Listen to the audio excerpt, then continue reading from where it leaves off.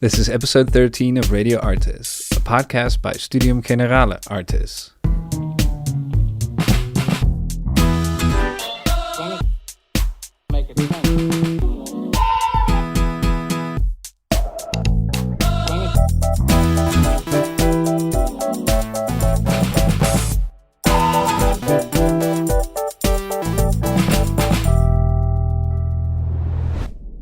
In this episode of Radio ArtEZ, our closing episode before the summer, we return to Fillip Studios. As artists, these alumni of our academy focus on the cutting edge of art, science and society. Now, you might remember them from the miniseries they did within our feed here. In those episodes, they showed us their outlook on these various disciplines. Now, their interns, Moritz Brill and Iris Beek, both students at Fine Art and Design and Education, turn the gaze on Fillip Studios itself, an exploration of how art can attach itself to social issues, how it can be a unique viewpoint in societal changes. But you will hear all of that in this episode. Without further ado, I'll hand you over to Moritz and Iris. This podcast is a collaboration between Studium Generale and Fillip Studios. Iris and I are two students from ArtEZ and we did our internship at Fillip Studios. During our internship, we worked together with Tom and Rose. They are two designers whose last work was about language and how to visualize it. In this podcast, you will hear pieces from talks we had with Tom and Rose from Fillip Studios and also with Guido de Boer. They both made an art piece for the current exhibition with not so many words in Krullenmüller Museum. Tom and Rose will first introduce themselves and we will jump right into the nice discussion we had with them about art and language. Let's hear who they are. My name is Tom, I'm 33 years old and I have a degree in music theatre and theatre studies. I studied at ArtEZ in Arnhem and I am the co-founder of Fillip Studios. And I am Rose, 28 years old. I have a degree in product design at ArtEZ in Arnhem and I co-founded Fillip Studios together with Tom. Fillip Studios is an art and design studio that makes impact through wonder. And we combine art, science and technology to create tangible objects and experiences that evoke a sense of wonder. And we convert the used technologies and techniques into impactful and innovative value for society. For example, the interactive installation Tactile Orchestra, which was on display in the Smithsonian Cooper Hewitt Design Museum in New York in 2018 and is now on show in Trapholt Museum in Denmark. And when you stroke the soft surface of the installation, the interaction causes a range of sounds that can be explored throughout the fabric. And together with others you can create in this way a symphony, which treats the fabric as your orchestra.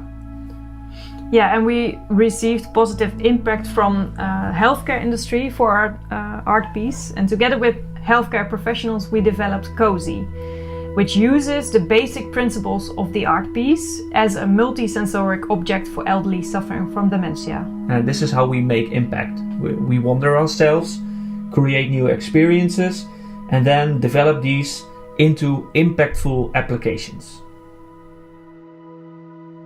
What I like in my work is to search for a combination of the laws of physics and the unpredictability of nature, together with technology.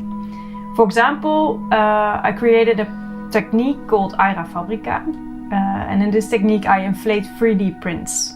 And in this project I use the natural force of air to make new shapes possible with this, in essence, predictable technology.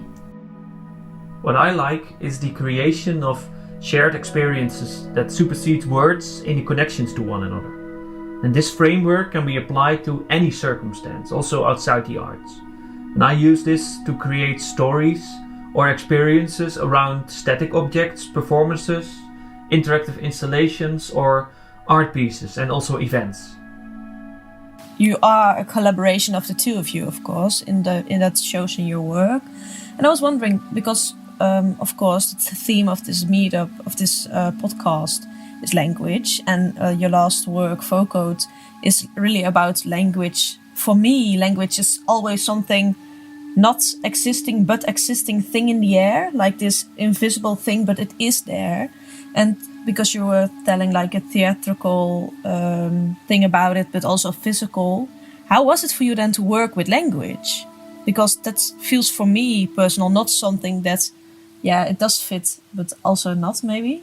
That's exactly, I think, something that is present in the work we made, because we made the language quite tastbaar, visual, literally, to grab it a bit, because language is something that is quite, it's as you say, it's a code, it's words, but it means really something bigger than that. We have a feeling with language, and we have there's humor in it, there's emotion in it, but you cannot you cannot grab it by only the words, and that's what we try to do with our work. We try to grab it in another way, by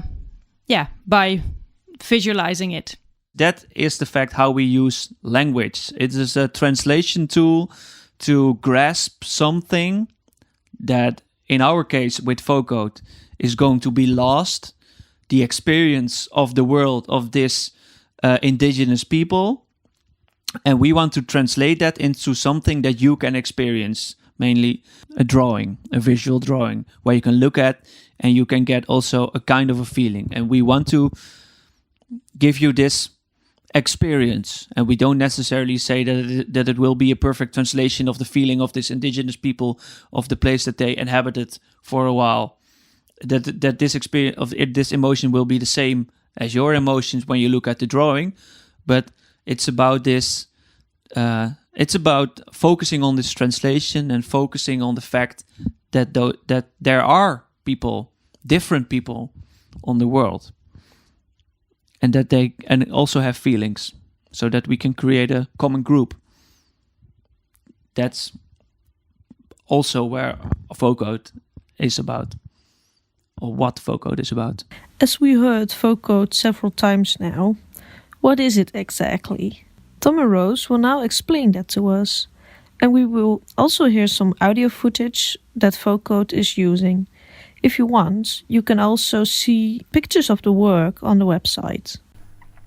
We created the art piece Vocode for the Cullen Museum. And every day in this installation, a language that is on the verge of extinction is being translated or recorded into a unique visual. A big pencil is hanging from the ceiling, and it dances over a speaker membrane that vibrates by the spoken fragments of this language. Yeah, we selected around 100 languages from the UNESCO Atlas of the World's Languages in Danger. And we used, for example, languages as Iven, Chantal, and, for example, Savo Savo.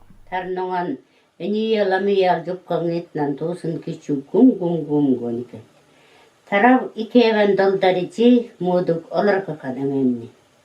Huli yani hanganni. Huli shangonni. Hangattamma nikattamaham. Tara esam hangat daikattam gonka. Huli chan mulgattan. Erek oldal velnejitten. Davrako akato. When a language is lost, the connection that people have with a specific place and its community, it weakens. For example, words are not only a collection of letters, but it's also a description. That they describe and represent the feeling or the emotions that you have with this place. By making visuals of the lost languages, we try to capture these feelings, these emotions. Like a word, an image can evoke a similar emotion or feeling. Manjor, tangah manonikan, hulisan akato davran, tarit. Although hoyal behas gonikan kunis niji hotar makamen tuhan.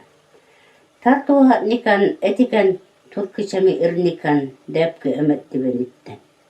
When I think now from the context of language that all our projects are some kind of are in some way are about language, because it's always about trying to understand and trying to explain to others. When I look at the project Aira Fabrica, when we 3D print a blow-up 3D printed shapes, it started out by the fascination of Rose looking at a YouTube video where a marshmallow is put into a vacuum chamber and it blows up. So she tries to understand what is going on, and she explores it, and can I repeat this in my own way? the same thing is in the project like we did with the Arabidopsis Symphony, where I collaborated with plant physiologists to use gene expressions of a plant to compose music. It's also a way to try to understand what this plant physiologist is doing, and how could I explain it to you in such a way that you don't need to study for 20 years to become a professor in plant physiology, but we use music to give you the same feeling that the Professor Sander has when he looks at an Excel sheet of raw data. He gets this emotional feeling because he can see a complete world of plants when he looks at those data sheets. But you didn't study plant physiology, but you still can get this feeling because we translated this from raw data into music. And I think all our projects are about exactly this. We look at something, we try to understand, we try to create the most basic meaning or the fundamental meaning of the thing that is going on, and we use some kind of artistic process to translate this, to use the right language to translate it in some kind of form that you also can understand it in a more emotional or non-verbal way, so to get an artistic experience. So you can actually say art is a language, is our language to tell about our stories or the ideas. Our art is a language in itself. And for the exhibition in Krullenmuller, they took it very literally, like our language, like the written language, words, and also we used it. But if you take it in a more broader setting, then language is to us more a translational device to share emotions, expressions, feeling this wondrous moment. Information. Yeah, really a way to communicate. Yeah, exactly. Art communicates. You can write a book. You can make a picture. You can but you can also use art to tell it. Yeah, and then we come also to this point of accessibility. You say it very correctly. Art communicates, but I think it's also an obligation for us as artists in general to make your art piece accessible. Because if you cannot make it accessible, then it cannot communicate, and then it isn't maybe a successful project or art piece. But since we're talking about language, I really like this part about that an audience doesn't... It's really not about the meaning in the spoken language, but it's about the thing that the idea behind it, and that I think that fits very well what you explained to us, Tom. Or Rose, you said that before. Art is the language, and you use this language and kind of provide that language, and that's what I think is very exceptional for your work in Krullenmuller, because the language itself is so obsolete, kind of, and that is something that surprised me when I was there as well. Yeah. Mm-hmm. Oh well, thank you. And it's actually a shame that you in the end always need to use words to describe your work. That's what I'm thinking now. We started this conversation with the difference between art and design, but actually later in this conversation we're talking about art is our language. So why should we talk about the words art and design? It's not about we have to find out a new way to talk about this, maybe. Or not talking about it, but then again, that's also the function of language, is trying to make the people understand what you are doing. So you could find some words to describe for yourself what you're doing, but then again, words are also important to choose very well, because you then don't have to describe what you're doing, because people know what you're doing just by reading this one word. And if you say, well, we are designers, then people in a certain sector know exactly what you're doing and know exactly what they can ask you or cannot ask you. And this is very helpful. That's the function of language, that you say, we are a designer, so we probably would design things for you if you ask us to. In contrary to, we are police agents, so we probably would give you a fine if you do something wrong. So we don't do that. That's very nice, actually.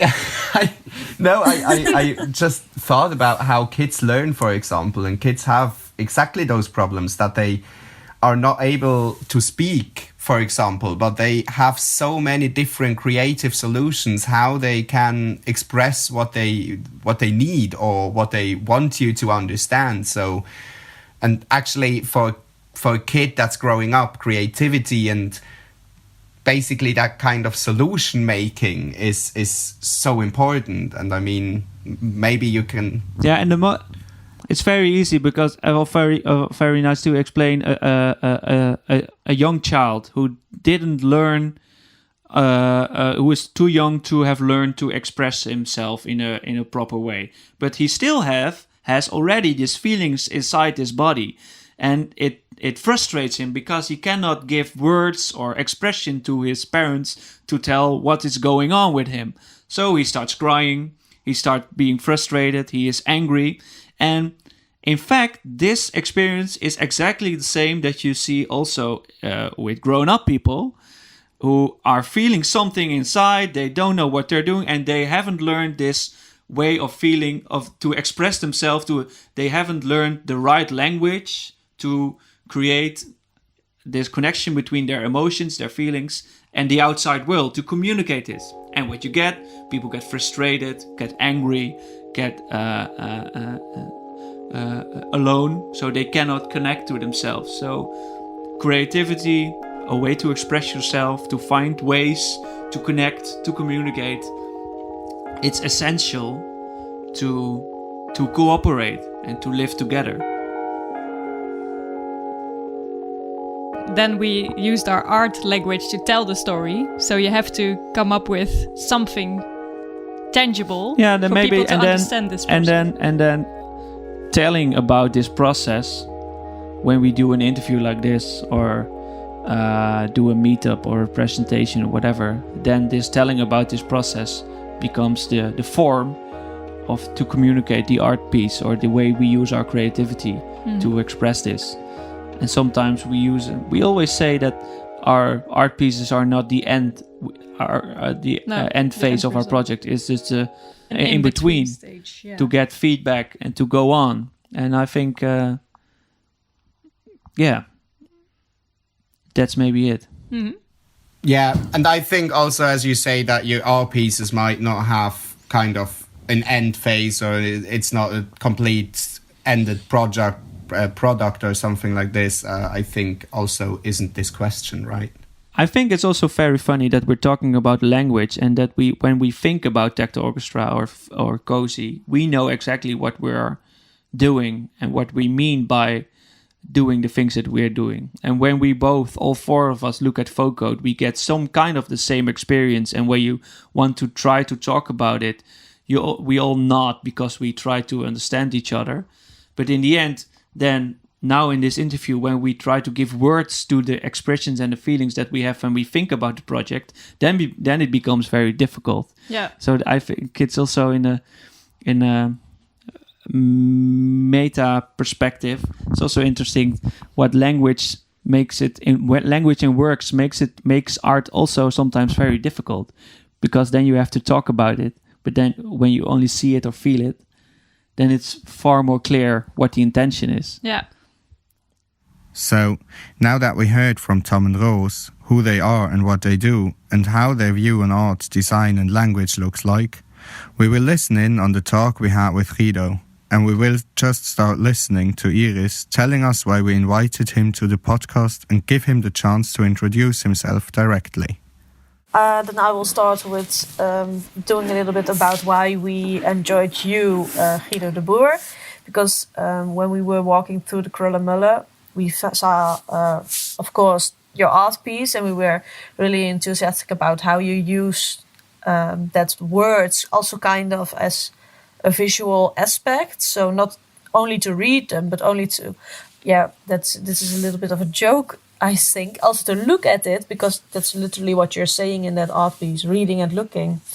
And after doing a little research about what other works you make, it's not only the words that are literally the language or the words to read, but also to do something else, also the combination of words together. And we were really wondering what kind of background that could have, or as you just told about that something is in the news, you made like a visual poem about it. That's also something really interesting, that is like language in another language. And we were thinking like if we wanted another artist from that exhibition to also make kind of comparisons with how one artist feels about our topic, that is language, and how to compare that with another artist, because there are very much differences within there, but also things that could be comparisons with the two of you. So that's why we felt really enthusiastic about letting you join the podcast. Mm-hmm. Great, thanks. Thank you very much. Yeah, if you could maybe start with introducing yourself from what was your background, education, or why did you become an artist, or how did you roll into the whole art being? Yeah.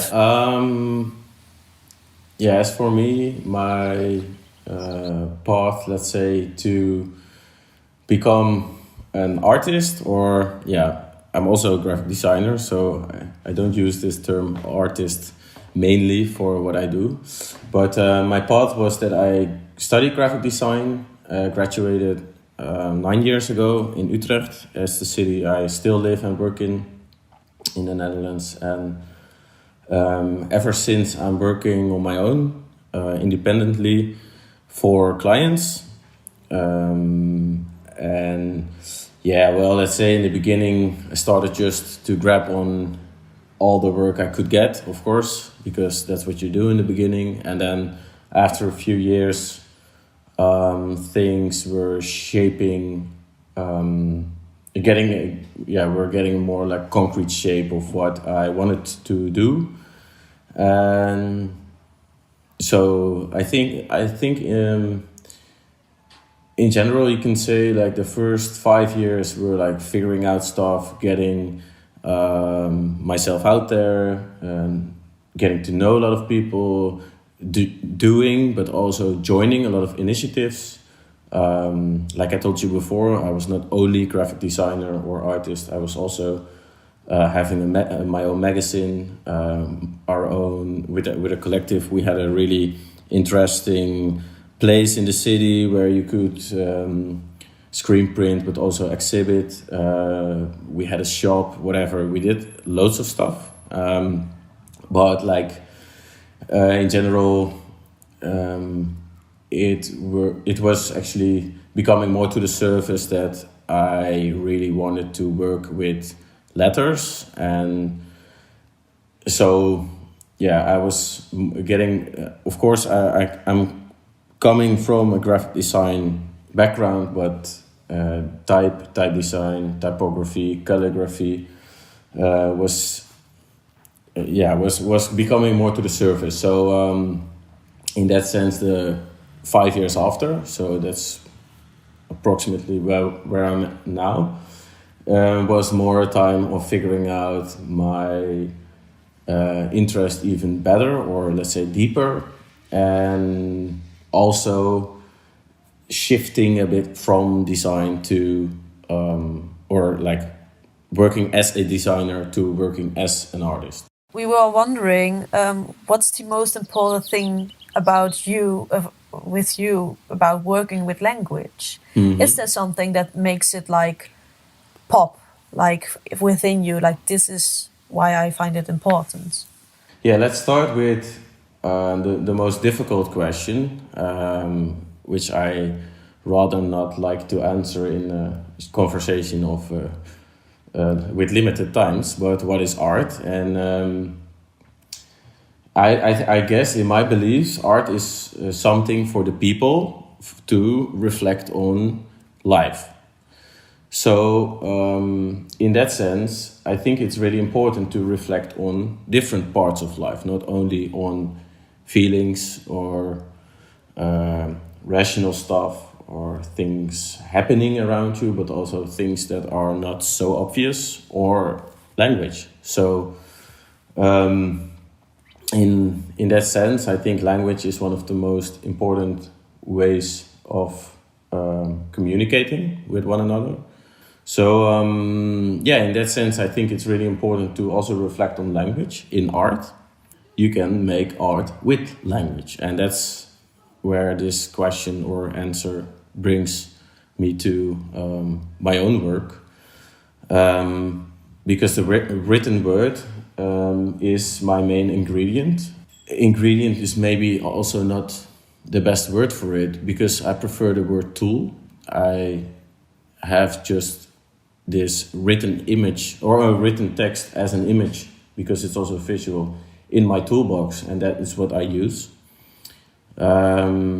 So that's how it works for me, how my path came to language-based art. Language is for me definitely a secondary interest, because it didn't start it with language for me. Yeah, how this language stuff became interesting for me was every few years I discovered new worlds. So it started with the logo of Wu-Tang, and then and then redrawing it, making my own CD covers with my brother, mixtapes, etc. And then it was like, oh, let's do graffiti. Well, and then you're stuck with graffiti for a few years. Actually, it was a bit more, but and then a new world popped up. Like, oh, there's actually you can study all of this shit, and it's called graphic design.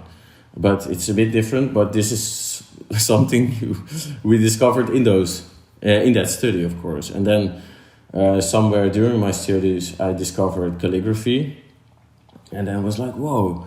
I can not only draw letters, I can write them, and then it's way quicker. And then I also understand a bit more about it. So, okay, from calligraphy, there was this back and forth with typography, type design, and of course graphic design in general. Well, in the meantime, I also had to graduate and make my graphic design teachers happy. So then I'm still stuck with graphic design, but as I continued, this world became, all these worlds I was looking at became my own worlds. And just one thing was there all the time. And it was like not the obvious thing, because it's there everywhere all the time, and it's called language. It's something you carry around. It's something you need when you're on a train station. It's the obvious, which is not mentioned anymore because it's already there. So I think that was a bit of the way I connected with language, and still find it very difficult, because my mind works in this order. I first see something, then I like it or I don't like it, and then I have an opinion about it because being a graphic designer, and then I'm thinking, what does it actually say, or how is this phrased, or how would another language approach this? Where do you draw the line between written language and that language that is floating all over it? Or can you draw a line there? You don't necessarily need to, I guess. But like in a very practical way, a written word is something which is there to be seen, and a spoken word is there to go away. So unless you record it like now. So I think there is a very practical difference, because the written word takes up space in a different way that a spoken word is taking their place, let's say, in space. So, well, that sounds super philosophical, but yeah, I think that's a difference. And like I explained before, my first go-to interest is always the visual form of something, because that's maybe that's a bad excuse, but that's just how my mind works, I guess. We were wondering about the accessibility in your art, and in the way you kind of show your art or what you're doing in your artworks. Talking about museums, like you put your work kind of behind closed doors, right? That accessibility question is kind of big there all the time, because graffiti, for example, is on the street most of the time. Everyone can see it, everyone can do with it whatever he or she wants to do. How do you feel about that? Yeah, it's a good question. I don't think I will join you in the metaphor of graffiti, but maybe a better metaphor is, as a graphic designer, putting your posters out, for instance.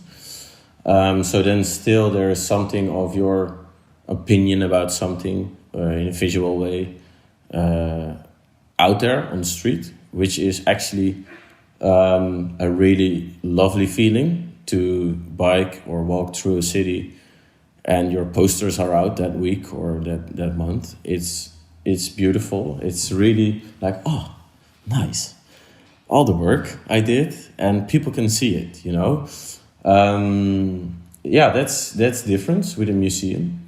But I also think, and I don't see it like you're phrasing it like closed doors. Of course, a museum is something you have to pay for, you really have to go to, and not everybody is going there. But I think museums are really doing their best to get, let's say, other people, like inside, so to broaden up their audience. So I think art is really present nowadays, and it's not like it's not like only for the common or the wealthy people, like the top 2% of the society, like it was maybe 400 years ago. So I think we're doing, but the museums and artists are actually doing a really good job. So that's more in general, that I really believe that on different points of or possibility of showing my work, I want to join in. So if that is a poster on the street or a museum or a wall in a museum and everything between. But for me personally, I'd really like, maybe also with the graphic design background in my mind, I really like to make my work approachable. And like I told you before, my tool is text or language, either way. And I think for everybody who can read, and that's also a bit more than 400 years ago, I think it's quite accessible. And so that's period. That's one sentence, and then there's this extra perspective, like I explained to you before, like on both sides. So the visual aspect and the textual aspect of my work, there is always possibilities to make it as abstract or big as possible as you like. So I think also not experienced art visitors or viewers can still do something with my work. And it's really nice that it's in a museum, because I like to work for museums, because we talk the same language in the process, and that's really great. But I also would like to work in the public domain, and that's maybe also because of my graffiti interest from when I was younger. All right. Thank you very much. Thank you a lot. Yes, and have a good time. Bye-bye. As you may notice, we all really enjoyed talking about art and language. We could have talked on for hours and hours, But for now, we want to give you as listeners some time to think about these subjects by yourself. So we have to bring this episode to an end. Nonetheless, we hope that you enjoyed listening to some of our thoughts and that you now have some new insights about art and language. This podcast is a product of Studium Generale. Speakers you have heard in chronological order are the artists Tom Korpek and Roos Meurman from Fillip Studio, Iris Beek, artist Guido de Boer. The podcast has been edited by us and Dennis Gens from Studium Generale, who supervised it. We also thank Sabine Winters for mentoring us during the internship and the whole process of the podcast. Also, we thank her and Joke Alkema for this great possibility and their trust in us. I am Moritz Brill, and we thank you for listening to Structures of Language, a podcast created in cooperation with ArtEZ Studium Generale, Fillip Studio and Future-Based.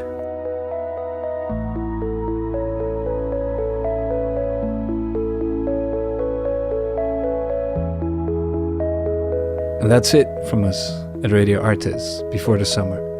Thanks to Moritz and Iris for putting together this episode, and thanks for everybody that collaborated with us on these last few episodes, which, come from a weird time. We'll be back after what probably is going to be the weirdest summer in all of our lives with new episodes. Thank you for listening. Stay safe, and we'll catch you then.